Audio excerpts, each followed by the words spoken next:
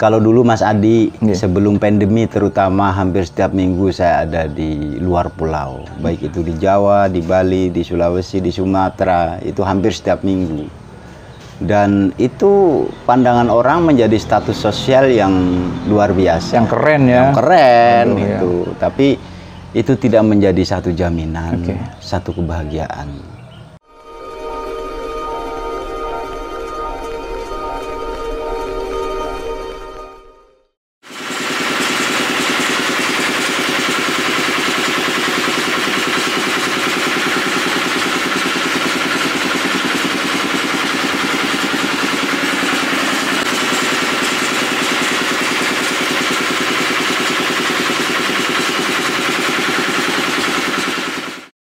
Assalamualaikum warahmatullahi wabarakatuh, sahabat-sahabat Instromobi. Hari ini lagi di tempat seorang sahabat ya, yang beliau adalah sosok luar biasa. Nah, jadi kalau kita lihat ke belakang itu ada kandang sapi ya, dan di sebelah sini ada pengolahan pupuknya. Nah, pupuknya dari kotoran sapi. Nah, beliau ini adalah sosok luar biasa, sosok yang sangat menginspirasi. Kenapa? Karena masa kecil beliau yang sangat luar biasa sulit ya. Kita sambil jalan-jalan ke kandang sapinya. Beliau yang masa kecilnya luar biasa sulit, kemudian juga awal-awal beliau memulai usaha sapi ini banyak terbentur masalah ya, terutama karena sapi itu kan menghasilkan limbah kotoran kan. Nah, menghasilkan limbah kotoran yang kemudian banyak orang nggak suka, jadi hujatan, bulian, bahkan ancaman. Yang dari itu semua beliau menghadapi dengan kuat, dan sekarang justru dari masalah itu timbullah solusi, dan solusinya bukan hanya untuk diri sendiri tapi untuk masyarakat luas. Sekarang beliau bisa memproduksi pupuk. Nah, ini pabriknya di belakang, pupuk yang organik, sehat untuk tanah, sehat untuk tanaman, yang harganya terjangkau untuk petani. Jadi harganya cuma setengah harga pasaran biasa. Nah, jadi sangat membantu sekali petani ya. Jadi inovasinya luar biasa, kemudian juga bermanfaat buat secara langsung ya, secara direct bermanfaat untuk masyarakat ya. Jadi nggak cuma seremonial, formalitas, tapi memang beliau mendedikasikan dirinya, hidupnya untuk masyarakat. Nah, kita habis ini ngobrol-ngobrol sama beliau, namanya Bapak Sadikun ya. Jadi jangan kemana-mana, ikuti terus Inspiramobi. Sahabat Inspiramobi, luar biasa sekali pemandangan yang saya lihat ya. Jadi biasanya kalau kita di kota ngeliatin anak-anak muda tuh lebih suka rebahan, main game. Di sini anak-anak mudanya benar-benar kerja ya. Luar biasa banget tuh. Mereka benar-benar berkarya. Tuh, di belakang saya ini ya. Luar biasa banget. Mereka bekerja benar-benar berkarya, membantu orang tuanya ya. Masya Allah, luar biasa. Masih muda, mau kerja kayak begini, luar biasa banget. Ini sesuatu yang udah jarang banget ya saya temuin sekarang. Wow.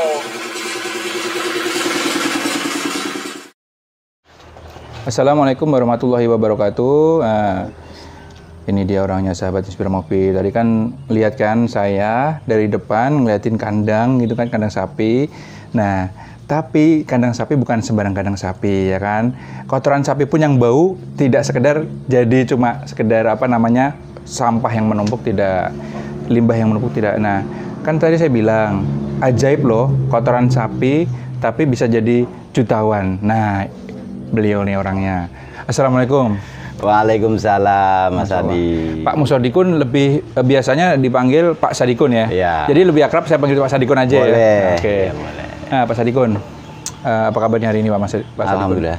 Saya selalu bersyukur karena sehat terus. Masya Allah, luar biasa sekali. Nah, itu modal awalnya sehat dulu. Itu yang luar biasa. Kalau zaman generasi dulu itu sering kerja sehat. Iya. Kalau sekarang sering rebahan sakit-sakitan. Banyak konsumsi kimia kira-kira. Nah, boleh yang ngepo-ngepoin boleh, ya, boleh, Pak Sadikun boleh. ya. Iya, Jadi iya. Luar biasa sekali perjalanan hidup Pak Sadikun ini gitu kan.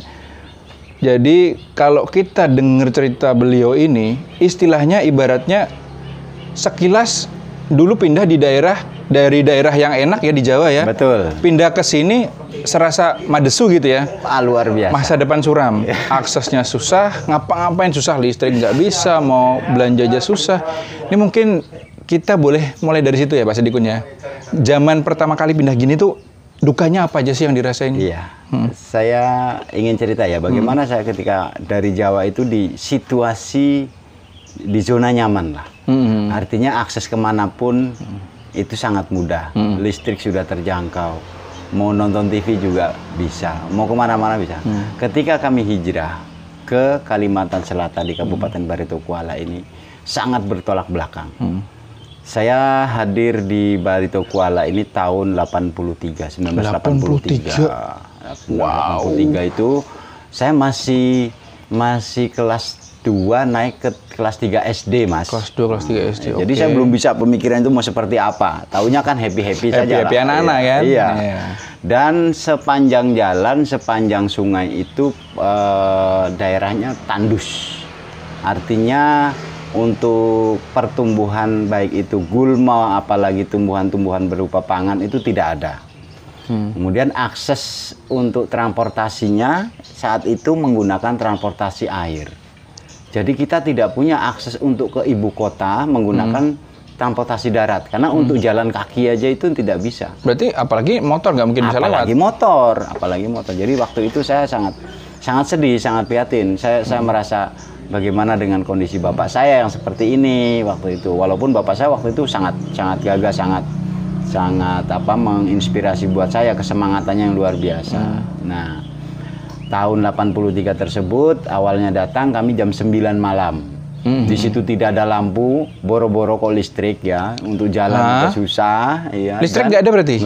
Nggak ada listrik. Kemudian air yang akan kita konsumsi itu juga air yang sangat asam, warnanya coklat kayak kopi. Itu harus kita endapkan terlebih dahulu minimal 4 hari baru bisa dikonsumsi. Itu. Buat minum aja susahnya minta ampun. Kalau sekarang gampang tinggal mencet dispenser. Aduh, berbahagia sekali anak-anak. Iya, benar. Hari kedua kami semua disibukkan untuk mengambil jatah hidup untuk pertahanan selama 1 bulan. Dan di situ sambil merenung apakah akan bisa hidup di sini. Jangankan kau untuk berkembang, bicara untuk hidup saja masih tanda tanya besar. Nah, kemudian langkah selanjutnya berusaha untuk membersihkan lokasi sekitar dan kita upayakan karena background kami dari petani, kita tanamin. Yang kita bawa bekal dari Jawa itu berupa batang singkong. Tumbuh waktu itu, tapi dengan pertumbuhan yang tidak normal dan waktu 2 bulan sudah hidup, ternyata di 2 bulan itu dia menguning dan mati. Karena tanah? Iya, ternyata tanah tersebut karena kami di sini mengandung asam yang sangat tinggi, asam dan pirit. Jadi ringkas cerita, kami tetap melakukan kegiatan-kegiatan di sektor pertanian dengan membuka lahan, tetapi harus diimbangi pula dengan bekerja di luar. Di mana bapak-bapak kami itu pasti merantau untuk mencari nafkah, untuk menghidupi keluarga. Jadi kesimpulannya, kalau di sini dulu itu di tahun 83, 84 sampai 85, mayoritas ibu-ibu di sini menjadi janda. Karena bapaknya belum tentu sebulan sekali datang. Ada yang 1 bulan sekali baru datang. Ada yang 2 bulan, ada yang bahkan 3 bulan.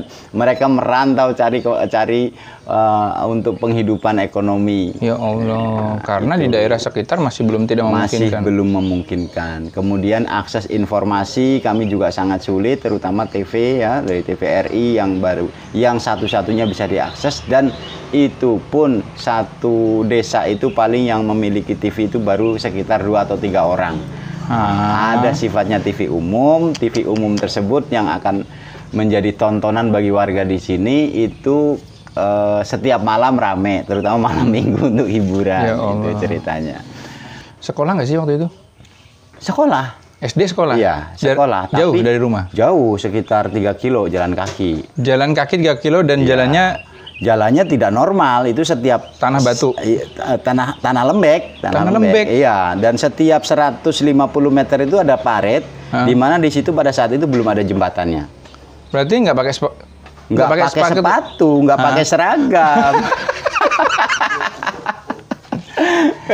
Itu kayaknya nggak bisa ngebayangin kalau zaman sekarang ya. Luar Allah, biasa. gimana? Dan guru-gurunya pun bukan guru-guru yang pada saat itu diangkat oleh pemerintah menjadi guru, tapi masyarakat sekitar yang memang punya background pendidikan menjadi seorang guru. Sukarela juga. Sukarela, honor gitu. Zaman dulu nggak mikirin bayaran ya? Nggak mikir bayar, bagaimana negara, ya itu sifat nasionalisme zaman dulu sama sekarang udah beda Luar sekali. biasa banget ya. Bagaimana masyarakat itu bisa pendidikannya bisa tercukupi. Kalau sekarang serba dimudahkan malah jadi lembek. Ups. Saat ini apa yang nggak tercukupi oleh anak-anak sekarang itu mau apa hari ini terkabul. Nah, kemudian pertanyaannya Pak Sadikun, apa namanya? Kan kita langsung loncat aja ya. Karena kalau panjang banget. Mau berapa tahun ya? Kalau detail diceritain seharian nggak cukup betul, kali ya. Betul. Wah, ini nanti malah menumpahkan air mata saya. Nah, jadi sahabat, yang luar biasa dari beliau adalah ketika pindah awal tinggal di sini dalam kondisi kalau bisa kita katakan ya prihatin ya. Sangat prihatin. Posisi kayak begitu. Tapi satu tidak nyerah, dan kemudian yang luar biasa, kemudian timbul jiwa ingin kemudian bermanfaat untuk orang banyak sejak SMP. Dan itu yang kemudian awal dulu peternak sapi ya. Betul. Itu sempat terjadi friksi dengan warga sekitar. Dan itulah, ini awal kita mau nanya nih, karena yang mau salah satu intinya kan gitu ya, dari kotoran sapi kok bisa jadi jutawan. Niki piye caranya, kalau bahasa Jawanya kan kok iso gitu. Nah, ini mau nih gimana ceritanya nih. Jadi satu kebanggaan ya ketika saya ada misi yang visi tersebut dapat terpraktekkan ketika saya berkeinginan mengangkat derajat dan martabat secara ekonomi masyarakat.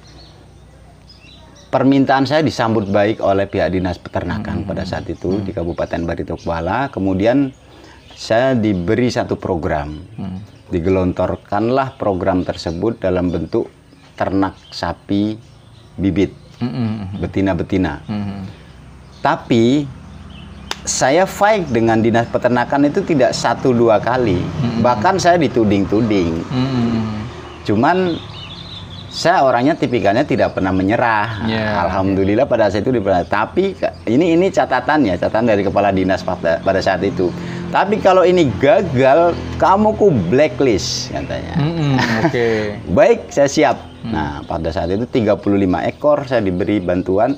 Dalam waktu 1 tahun semuanya sudah bunting, Mas.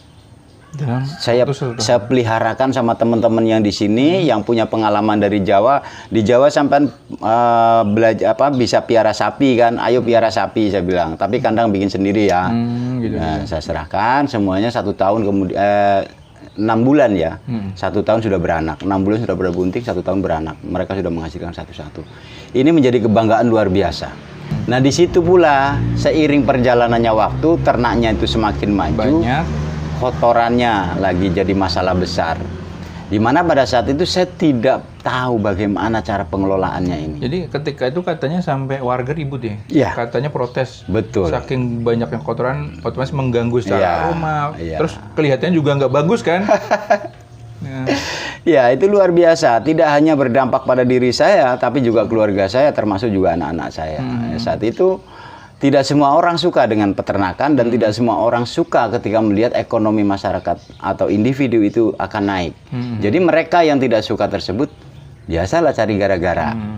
Jadi sempat juga mendatangi ke rumah protes, marah-marah. Kemudian juga akan dibakar rumah saya. Hah? Sampai segitunya? Iya, betul. Pada saat itu saya tidak tahu menaung.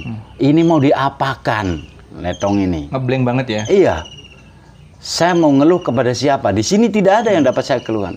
Harus saya ngeluhlah kepada dinas peternakan. Kemudian diarahkanlah BPTP.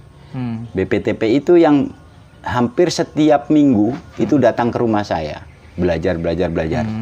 Dan saya belajar tidak hanya di secara teori, tapi juga saya praktek melihat studi banding baik di Malang, di Bandung. Ternyata mereka sudah memproduksi, tetapi produksinya itu masih dalam bentuk serbuk. Tapi itu sudah menjadi satu kebanggaan di mana mereka juga sudah mengerjakan ibu-ibu yang ada di situ. Saya punya keinginan yang luar biasa. Saat itulah saya melihat mesin granul itu. Nanya tuh. Nanya. Ini apaan gitu? Ini mesin apa? Saya bilang gitu. Oh, ini mesin granul, Pak. Ini, wah ini bentuknya kalau produksinya seperti apa? Nah, dicontohkan lah ini hasil produk. Oh, ini dari segala macam kotoran bisa? Bisa, Pak. Saya tidak melihat prakteknya, tapi saya melihat bentuknya. Saya langsung tertarik. Langsung, wah ini berarti bisa memberdayakan kotoran yang selama ini jadi masalah. Jadi masalah. Gitu. Tapi sebelumnya juga saya, sebelum saya punya mesin ini juga saya sudah memproduksi secara manual. Jadi dari kotoran-kotoran itu untuk meminimalisir reaksi dari orang-orang yang tidak suka, saya bawain ke rumah itu. Dan di rumah itulah justru menjadi sasaran tembak pembuli itu ke anak saya. Karena pada saat itu anak saya masih sanawiyah. Jadi serba salah ya, di jauh dari rumah dibully, dibawa ke rumah juga dibully juga. Betul. Saya pusing, setiap saat pusing, bahkan anak saya sempat mau keluar dari sekolah. Saya bilang, saya bilang sama anak saya, nggak usah keluar, buktikan 1 tahun kemudian nanti ini semua fakultas-fakultas yang ada, universitas-universitas yang ada di Banjar banyak belajar ke sini. Jadikan motivasi itu. Masalah jadikan motivasi. Betul. Alhamdulillah sejak saya mengolah ini, kemudian saya perbaiki kualitas kuantitasnya. Itu pertama kali memproduksi pupuk itu tahun berapa tuh? Saya tahun 2015. Yang manual itu, Mas? Iya, masih manual. 2014-2015. Ya, belum ada alat-alat ini? Belum, masih. Saya pakai terpal. Saya minta pelatihan secara khusus dari teman-teman peternak ini, saya bawa ke sana untuk dilatih di balai pelatihan. Saya minta itu, saya usulkan itu, diterima 10 orang dilatih, kemudian saya pulang praktek. Kemudian saya ingin sempurna lagi seperti apa. Uji coba pertama saya tawarkan ke dinas. Ini sudah ada uji labnya belum? Belum, saya bilang gitu. Saya nggak tahu waktu itu. Uji lab di mana lagi nih uji lab? Apa itu uji lab? Gitu ya? Nah, saya coba. Alamatnya di mana? Di Banjarbaru katanya, di sini di Balit apa namanya itu? Saya lupa. Saya bawa ke sana. Oh, ini uji laboratorium. Saya minta rekomendasi dari para pembina di BPTP. Dari harganya sangat murah. Nah, sejak saat itu sudah ada ininya sampai akhirnya diterima oleh pihak dinas waktu itu. Masya Allah. Sejak saat itu semangatnya luar biasa. Dan pada saat semangatnya memproduksi, ternyata datang kontraktor dari Jawa Timur. Dari Jawa Timur mau memesan pupuk saya. Waktu itu kemasannya belum pada pakai label, saya pakai karung bekas. Masih tradisional banget. Masih tradisional. Ternyata itu tidak sesuai dengan spek, dan saya waktu itu di order 30 ton. 30 ton, nggak main-main, saya semangat luar biasa. Nah, ujung-ujungnya saya ketipu. Hah? Iya, saya ditipu. Ternyata spek yang ada di dalam kontrak itu harus berbentuk granul. Kemudian kadar ininya, hasil uji laboratoriumnya itu kadar C organiknya berapa, itu banyak, itu 11 parameter. Kemudian kepadatan sporanya, ya saya waktu itu tidak menawarkan karena mereka yang meminta, ini loh produk saya seperti ini, saya bilang gitu. Kalau mau silahkan, harganya sekian. Nah, saya tidak tahu ada spek apa, ternyata kontraktor itu. Nah, 30 ton saya hilang. Ya Allah. Nah, jadi sebenarnya perjalanannya itu banyak liku-likunya juga ya. Itu luar biasa, Mas Adi ya. Tapi bukan tipikal saya. Kalau saya harus menyerah. Bahkan saat itu kan waktu itu gagal 30 ton tuh. Iya. Kerugian kira-kira ditaksir berapa tuh? Kalau anggap saja 1.000 lah 1 kilo. 30 jutaan ya. Ya Allah. Tapi zaman itu yang nilainya harga. Tahun berapa itu? Tahun 2015. 30 juta? Iya, 2015-2016 itu saya mendapat semangat baru, tapi justru dibanting dahsyat-dahsyatnya itu pada saat itu. Saya tidak lagi bisa bergerak, sementara anak-anak perlu biaya untuk sekolah, perlu biaya lagi, istilah bahasa Jawanya itu Joko Sumego ya, lagi semangatnya makan, main. Kebanting langsung. Ya, saya dibanting pada saat itu. Tapi saya bukan tipikal orang yang menyerah. Kemudian saya kumpulkan kawan-kawan dari kelompok ternak ini, saya bantu saya, tolong kotoran-kotoran itu dikumpulin ya di masing-masing ini biar nanti saya ambilin. Saya ngutang dulu Mas sama mereka. Untuk bangkit kembali ngutang dulu. Ngutang dulu. Saya bayar nanti setelah saya ada orderan, saya bilang gitu. Tapi karena mereka itu menyadari, saya merasa bangga ya dengan kelompok-kelompok ternak yang ada itu. Karena mereka cikal bakal memiliki ternak itu, mereka merasa itu bahwa ini peran saya. Padahal saya tidak merasa itu. Nah, itu.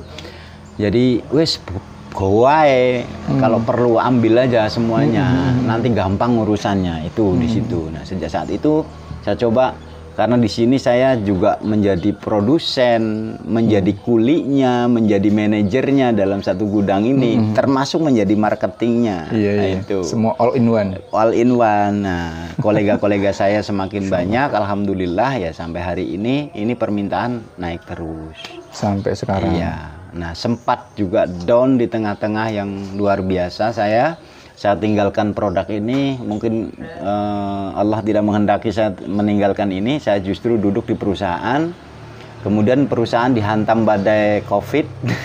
Oh, sempat ninggalin juga? Sempat saya tinggalkan ini. Tahun berapa itu? 2020 berarti ya? 2000, iya, munculnya kan 2020 iya, kan? 2019-2020. Pindah kemana? Pak Sadikun ini kan udah enak, udah menghasilkan berapa sebulan puluhan juta. Iya, untuk saat-saat ini, kalau dulu kan.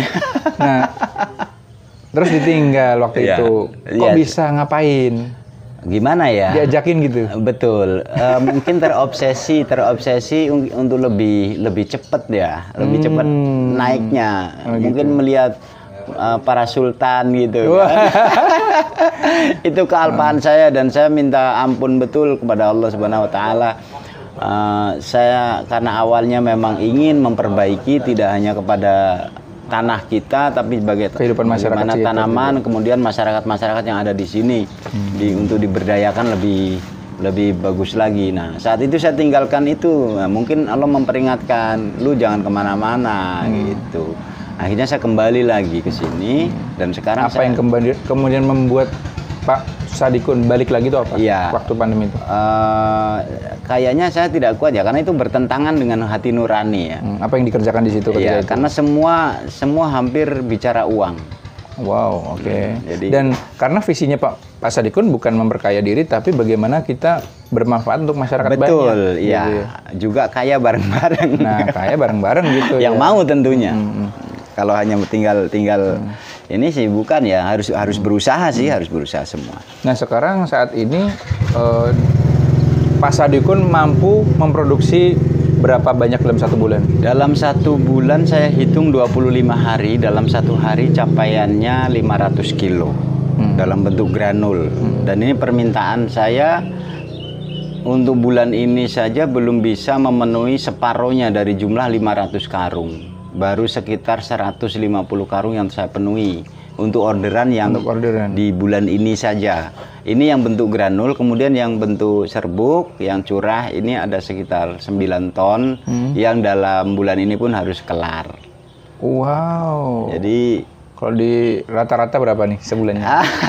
biar pada melek nih. Oh, jangan dipikir kayak begini, penampilan kayak begini. Oh, puluhan juta cuy, sultan. Ya, saya rasa tidak ini ya.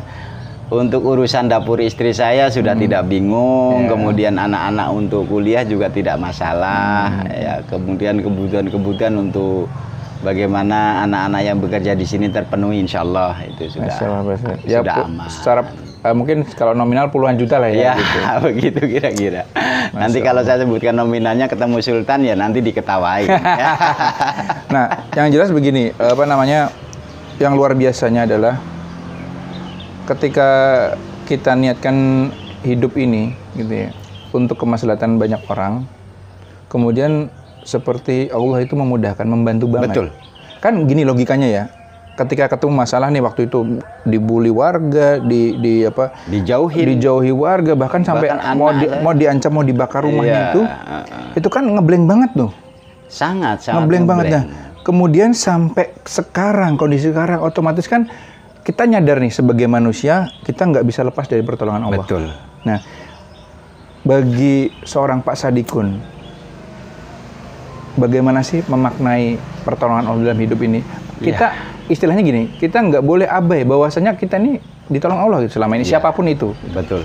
Bahwa saya terngiang betul ketika almarhum bapak saya bahwa Allah itu mempunyai sifat Rahman dan Rahim. Jadi dalam kesulitan apapun, sifat Rahman itu akan hadir ketika kita memang meminta. Dan pada saat itu saya sujud bagaimana supaya keluarga saya dan saya itu terlepas dari persoalan-persoalan seperti ini.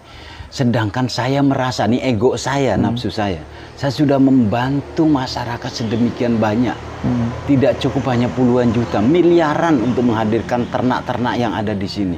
Lalu kenapa mereka tiba-tiba membalas dengan cara yang justru bertentangan dengan yang mereka terima? Ada apa? Saya di situ kebingungan yang luar biasa, maka setiap malam saya sujud meminta pertolongan itu. Dan ternyata memang sifat Rahman Allah itu luar biasa. Di saat itu pula itu dibayar cash dengan cara bagaimana kita menapaki tangga itu. Saya ditapaki tangga setahap, tapi di tahapan berikutnya saya akan dicoba lagi, mampu nggak naik ke tahap tangga kedua. Dan seterusnya, yang alhamdulillah saat ini masih di posisi tangga keberapa saya tidak tahu.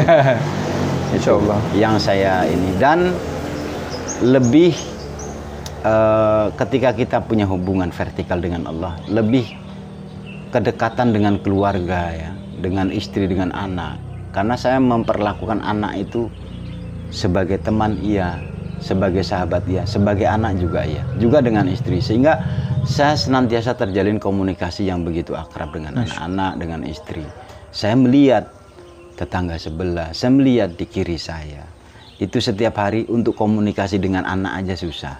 Dengan istri bahkan jarang-jarang. Masya Allah.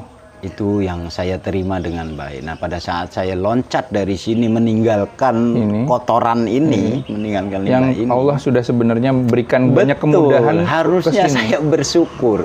Harusnya saya sabar, pertahankan. lebih saya konsisten lagi. Betul. Saya loncat, saya tinggalkan. Apa yang terjadi? Semua pekerjaan itu bertentangan dengan hati saya. Karena semua bicara uang. Kemudian di rumah, istri saya setiap hari uring-uringan karena jarang sekali ketemu. Anak saya bertanya, Abah di mana? Abah nggak pulang-pulang. Ketika kita mencoba untuk lebih mengejar dunia lagi, lupa dengan nikmat Allah selama ini. Betul. Ya. Akhirnya malah jadi kacau. Bahkan kita ditinggalkan sehingga tongkat yang semestinya saya jadikan untuk petunjuk justru malah dicabutnya, sehingga saya kelabakan di sana. Sebaiknya saya harus kembali dan istikharah di situ. Saya kembali lagi ke sini dengan konsekuensi apapun. Dan pada saat kembali saya berada dalam posisi yang nol, berada di jurang. Yang tadi saya ceritakan bahwa saya pernah bermasalah dengan warga sekitar. Pengadaan. Iya. Saya harus kembali. Apapun yang terjadi dan sehingga saat ini saya kembali. Dan ternyata setelah kembali, sifat Rahman Allah itu lagi yang bicara. Masya Allah. Dengan dinas saya selalu digandeng. Kemudian para petani-petani yang ada di sini di sekitaran Batola itu selalu datang konsultasi, menyatakan penggunaan pupuk saya. Kemudian termasuk beliau Pak Masudi sekarang juga sudah mengadopsi pupuk saya. Itu yang. Jadi perkara hidup lagi-lagi bukanlah perkara ngikutin kemauan kita. Ya. Tapi kita harus paham. Mau enak, harus paham kemauannya Allah gitu ya? Iya, jadi kenapa kita harus memaksakan diri? Oke, kita katakan punya duit hari ini 100 juta. Tapi belum tentu ketika kita angan-angannya dengan 100 juta itu nanti diusahakan satu produk, kemudian akan menghasilkan 200 juta. Bahkan bisa minus 100 juta. Itu kalau kita menuruti nafsu. Tapi ketika kita melihat bagaimana sih usaha, keringat kita, tenaga kita, kemudian pemikiran kita senantiasa punya manfaat untuk pemanfaatan di lingkungan, untuk pemanfaatan jangka panjang, itu justru akan senantiasa ditambah. Masya Allah. Rasa syukur itu yang jelas ya. Ya. Karena mungkin ya sesaat kilap ya. Wah, pengen akun konoah ya. Pengen di sana lebih enak, duit lebih banyak gitu kan. Kalau Mas Adi bisa dibayangkan ya, kalau saya kelasnya seorang direktur, kemudian saya harus kembali ngurusin letong, ngurusin telek ayam. Letong tuh letong tuh kotoran sapi. Jadi buat yang nggak ngerti letong kotoran sapi. Iya. Jadi posisi udah di kantor enak, punya jabatan. Iya. Allah hantam hati nurani Pak Sadikun, dan untungnya alhamdulillahnya Pak Sadikun menerima tanda-tanda dari Allah itu, nggak mencoba untuk melakutin ego nafsu. Tidak. Alhamdulillah ya. Di sini peran istri saya.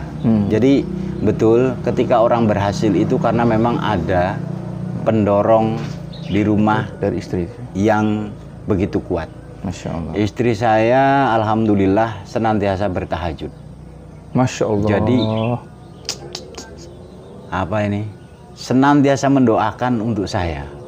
Bahkan pada saat saya duduk di kantor itu, yang namanya fitnah, isu, itu hampir setiap hari diterima sama istri saya. Allah. Tapi istri saya tidak pernah dia menampakkan menangis di depan saya. Tidak pernah marah, hanya bertanya, kapan kita bisa kumpul kayak dulu?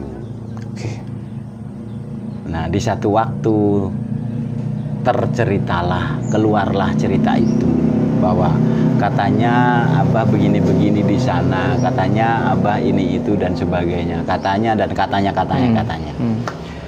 Dan ternyata istri saya begitu kuat menerima fitnah dari orang-orang itu, isu itu tersebut. Jadi sekarang begitu bersyukur ketika saya selalu ada di rumah, selalu ada setiap saat. Saya tidak perlulah, siapapun manusia itu pengen yang kaya, segala fasilitas itu terpenuhi, tapi saya tidak perlu itu. Yang penting Abah di rumah, komunikasi dengan anak-anak lancar. Saya sekarang merasa lebih gemuk. Masya Allah ya. Jadi ya, sorry sedikit. Nggak apa-apa, saya juga merinding juga ya. Jadi yang harus kita ingat sahabat, keberkahan hidup, kebahagiaan hidup itu adalah ketenangan hati. Dan ketenangan hati tidak mampu ditancapkan oleh nominal yang kita dapatkan, tetapi kepasrahan, ya, ketundukan kepada apa keinginan Allah, dan kemudian juga melihat istri kita, anak kita. Dan kembali lagi kita harus punya tujuan seperti di awal. Tujuan mulia kita harus lanjutkan lagi. Untuk kebersamaan. Ya, jadi mungkin saat ini ketika beliau sudah ketika itu menundukkan hati, kembali lagi kehidupan yang dulu, tidak cuma nominal saja dapat, kebahagiaan dapat. Wah, luar biasa sekarang. Orang-orang baik pada datang semua. Itu dia. Masya Allah. Jadi saya bangga, walaupun di rumah. Kalau dulu Mas Adi, sebelum pandemi terutama hampir setiap minggu saya ada di luar pulau. Baik itu di Jawa, di Bali, di Sulawesi, di Sumatera, itu hampir setiap minggu. Dan itu pandangan orang menjadi status sosial yang luar biasa. Yang keren ya. Yang keren itu. Tapi itu tidak menjadi satu jaminan, satu kebahagiaan.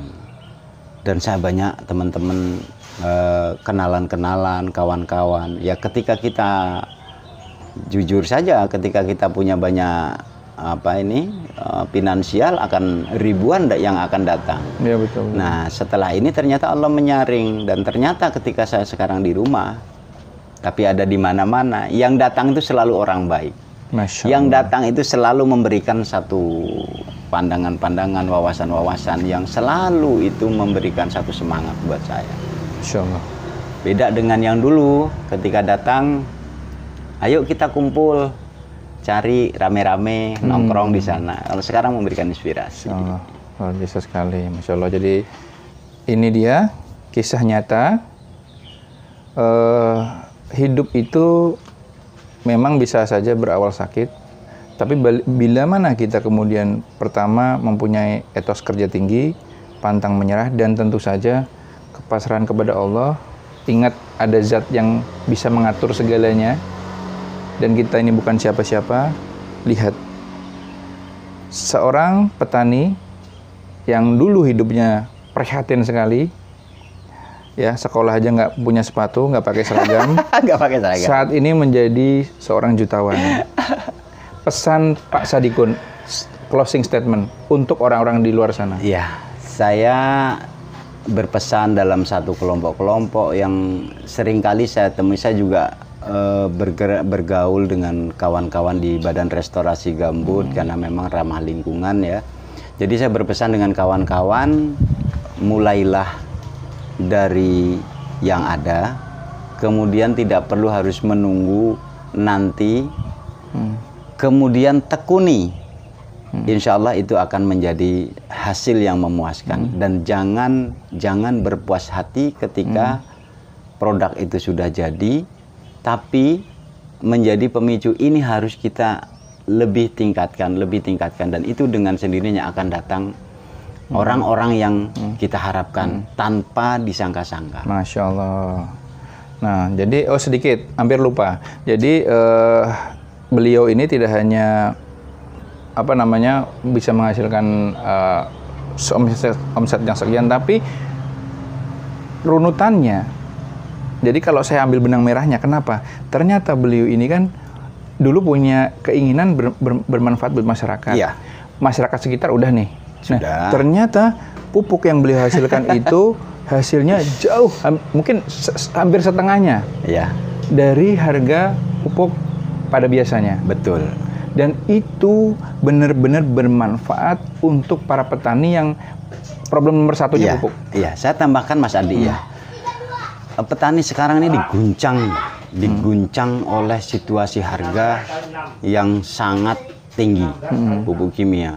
Karena itu kita upayakan petani-petani itu jangan lagi menggunakan pupuk kimia yang berlebihan. Di samping kantongnya juga, tapi juga pengaruh terhadap alam itu sendiri, terhadap tanah itu sendiri dan tanaman. Masya Allah, Karena itu sekarang kawan-kawan yang ada di ternak, yang piara-piara sapi, piara-piara ayam, mereka kita edukasi agar kotoran-kotoran tersebut dimanfaatkan. Tidak harus dibawa ke gudang saya, tapi diolah sendiri dengan cara yang manual. Dan di situ nanti bisa, yang ada ini sudah bisa mengurangi 50% dari penggunaan pupuk kimia. Masya Allah, luar biasa. Berapa itu sudah? Aduh, Masya Allah. Jadi berhayal saya. Seandainya orang-orang Pak Musadikun ini jadi menteri, gitu kan. Masya Allah. Jadi mestinya itu ya kan. Presiden nih. Ya Allah, gitu berharap ya Allah. Orang-orang yang ada di atas sono, itu mestinya yang memang pikirannya memang nomor satu tuh buat umat dulu. Iya, betul. Jadi ngomongnya buat rakyat jangan cuma di depan kamera ya kan. Mantap. Mantap. Nah, beda tuh kalau ngomong buat rakyatnya cuma di depan kamera ya. Inilah Indonesia. 76 tahun merdeka masih banyak yang nganggur, banyak yang miskin. Aduh, sedih banget. Nah, saya dulu Mas Adi, itu saya tidak punya modal apapun, tapi saya berpikir bagaimana masyarakat saya ini supaya bisa lebih makmur. tolong yang ini yang nonton bapak-bapak sekarang yang di partai-partai bisa diangkat beliau ya. Titip dong, titip. Waduh, bupati lah ini kayak begini, mestinya bupati ini begini. Nah, jadi jangan mikirin kantong sendiri dong, tapi bagaimana aku kenyang, yang lain juga mesti kenyang. Iya, harus. Aku bisa beli pentol, yang lain harus bisa beli pentol. Begitu dong. Kalau memang kita bina mereka, kemudian kita sudah fasilitasi, mereka tidak bisa melakukan hal yang sama karena nafsunya, nah itu bukan kesalahan kita. Resikonya adalah saya tidak percaya lagi kepada mereka. Gitu. Oke. Masya Allah, bagus sekali. Aduh, terima kasih Pak Sadikun. Udah Mas Adi, sama-sama. Hampir zuhur ini ya. Iya. Udah dari pagi kita ketemu, Masya Allah. Makasih banget udah meluangkan waktunya, tenaganya ya kan. Sampai tadi keganggu karena beliau, konsumen beliau sampai keganggu nih. Jadi terima kasih banyak kesempatannya. Siap. Mudah-mudahan apa yang kita bagikan ini benar-benar bisa menjadi pencerahan ya. Amin. Jadi apa namanya ya, mudah-mudahan saya pengen sih iklim-iklim yang terjadi sekarang ada perubahan ya kan. Insya Allah, Siapa tahu insya Allah. orang seperti Pak Sadikun ini menjadi ya kepala daerah begitu ya kan, ya kan. Nah jadi impian kita tuh bukan apa ya, impian kita tuh ingin masyarakat kita ini terangkat gitu ya. Karena prihatin banget di tengah kota itu kelihatan, kayaknya maju-maju, kaya-kaya. Ternyata di pinggirannya masih banyak Sangat orang-orang banyak, jompo yang miskin, rumahnya jompo, rumahnya nyewa atau cacat dalam kondisi usia produktif, nggak bisa dapat pekerjaan, kemiskinan, pengangguran masih banyak sekali. Ngontrak pun terhutang. Kontrak pun terutang. Astagfirullah. Aduh, kita kalau ngomong kayak gini nanti sampai malam nih. Oke deh, sahabat-sahabat Inspirasi, terima kasih banyak udah nyimak obrolan kita. Ya. Ya, mudah-mudahan menjadi inspirasi seperti biasa. Jangan lupa bagikan, karena zaman sekarang itu untuk mendapatkan pahala gampang banget ya. Cuma nekan tombol dapat pahala karena membagikan ilmu. Nah, jadi sampai jumpa di lain kesempatan. Ikuti terus Inspirasi. Assalamualaikum warahmatullahi wabarakatuh. Waalaikumsalam warahmatullahi wabarakatuh.